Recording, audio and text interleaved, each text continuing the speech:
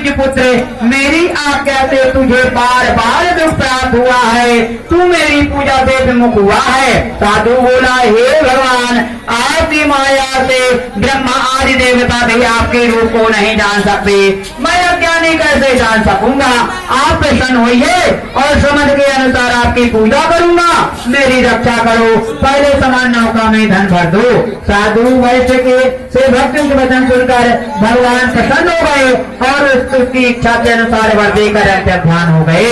ससुर जमाई जब नाव पर आए तो नाव धन से परिपूर्ण थी। फिर वहीं अपने अन्य साथियों के साथ कृष्ण भगवान का पूजन कर अपने नगर को चल दिए।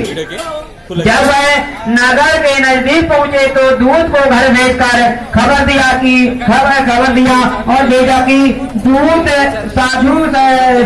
साधु की पत्नी को प्रणाम कर कहा कि मालिक अपने दमाद सहित नगर के समीप आ गए हैं। दूध की वचन सुनकर साधु की पत्नी लीलावती बड़े हर्ष के साथ सत्यदेव भगवान का पूजन कर रही थी। अपनी पुत्री कलावती से कहा कि मैं अपने पति के दर्शन को जाती हूँ, तू कारण पूर्ण होते ही शीघ्र आ जाना। माता के ऐसे वचन सुनकर कलावती जल्दी प्रसाद छोड़कर पति के पास चली गई। प्रसाद की अवज्ञा के कारण सत्यदेव भगवान रुष्ट हो गए और नाव सहित उसके पति को पानी में डुबा दिया। कलावती अपने पति को वहां न पाकर रोती हुई जमीन पर गिर पड़ी। नौका को डूबा हुआ देखकर कन्या को रोता हुआ साधु दुखी होकर बोला, हे प्रभु, मुझसे या मेरे परिवार से जो भूल हुई है उसे क्षमा करें। साधु के दीन वचन सुनकर सत्यनारायण भगवान प्रसन्न हो गए और आकाशवाणी हुई कि हे साधु, तेरी कन्या मेरे पिशाच को छोड़कर आई है, इसलिए उसका पति अदृश्य हुआ है।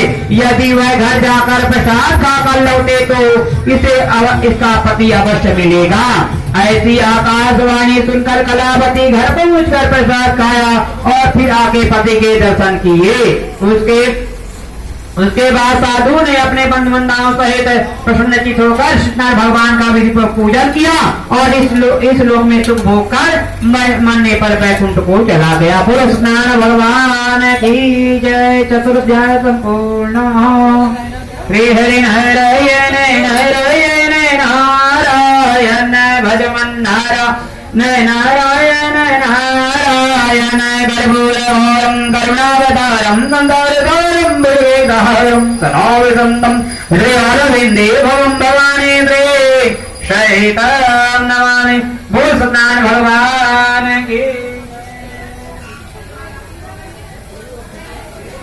श्री हरि नारायण नारायण नारायण भजमन नारायण नारायण नारायण लक्ष्मी नारायण नारायण नारायण गज की तेर सोने रघुनंदन गज की तेर सोने रघुनंदन आप पधारे हरि नारायण आप पधारे हरि नारायण सत्य नारायण नारायण नारायण लक्ष्मी नारायण नारायण नारायण भजमन नारायण नारायण नारायण लक्ष्मी नारायण नारायण नारायण श्री हरि नारायण नारायण नारायण।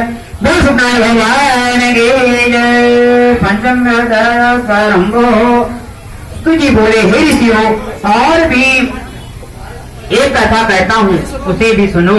ध्यान पूर्वक सुनो। प्रजापालन में लिप्तुदत्त नाम का एक राजा था।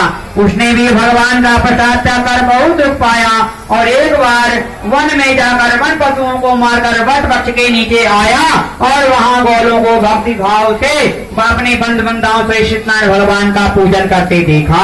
अभिमान वश राजा ने उन्हें देख कर भी पूजा स्थान पर नहीं गया और न ही उनके उसने भगवान को नमस्कार किया। गौलों ने राजा को प्रसाद को दिया लेकिन वह प्रसाद नहीं खाया और प्रसाद को वहीं छोड़कर अपने नगर को चल दिया। जब वह नगर में पहुंचा तो वह सब कुछ तहस नहस पाया, तो वह शीघ्र ही समझ गया कि यह श्री कृष्ण भगवान ने किया है और वह वहां जाकर दोबारा गौरों के पास पहुंचा और फिर पूर्वक पूजा कर प्रसाद खाया, तो श्री कृष्ण भगवान की कृपा से सब कुछ पहले जैसा हो गया। दीर्घ काल में सुख होकर मरणोपरांत वह स्वर्गलोक को गया। जो मनुष्य इस परम व्रत को करेगा, सत्यनारायण भगवान की अनुकंपा से उसे धन धान्य की प्राप्ति होगी, निर्धन धनी हो जाएगा और भय युक्त होकर जीवन जीता है। संतानहीनों को संतान प्राप्त होती है और सारे मनोकामना पूर्ण होकर मानव अंत काल में वैकुंठ धाम को जाता है। सुत जी बोले, जिन्होंने पहले समय में इस व्रत को किया है उनके दूसरे जन्म की कथा कहता हूँ, सुनो। वृत्त सतानंद ब्राह्मण ने सुदामा का जन्म लेकर मोक्ष की प्राप्ति की। लकड़हारे ने अपने अगले जन्म में निषाद बनकर मोक्ष को प्राप्त किया।